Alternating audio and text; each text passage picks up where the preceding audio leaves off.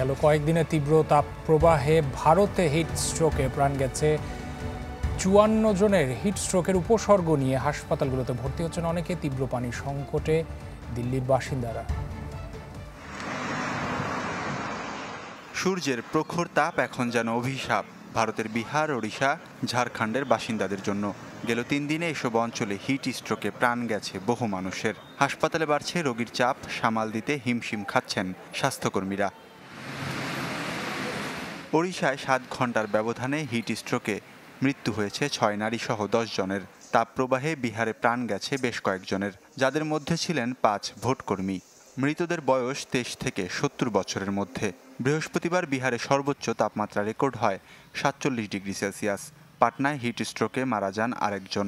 Boxer জেলায় মৃত্যু হয়েছে এক পোলিং অফিসারের।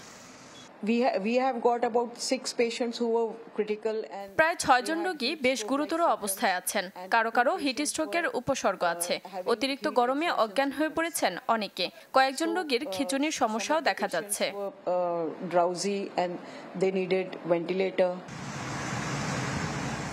রেকর্ড ছুঁয়েছে দিল্লির তাপমাত্রা। অতিরিক্ত গরমে তৈরি হয়েছে পানির সংকট। সমস্যা সমাধানে সুপ্রিম কোর্টের দ্বারস্থ হয়েছে আম আদমি পার্টি। প্রতিবেশী রাজ্য থেকে দিল্লির জন্য বেশি পানি সরবরাহের আবেদন জানানো হয় আদালতে। পানির অভাবে খুব খারাপ সময় কাটছে আমাদের। দিনে ২ বারের জায়গায় এখন ১ বার পানি দিতে আসে। মাঝে মাঝে তাও পাই না আমরা। পানির জন্য রীতিমতো যুদ্ধ করতে হয় আমাদের। কয়েকদিন ধরেই দিল্লির তাপমাত্রা ৪৭ ডিগ্রির আশেপাশে। মঙ্গেশপুর এলাকায় তাপমাত্রা রেকর্ড হয়েছে ৫২ ডিগ্রির বেশি। যদিও অস্বাভাবিক এই তাপমাত্রার জন্য তাপ পরিমাপক যন্ত্রের কার্যকারিতা নিয়ে তৈরি হয়েছে ধোঁয়াশা। ওয়ালিউল্লাহ ফারুক, চ্যানেল 24।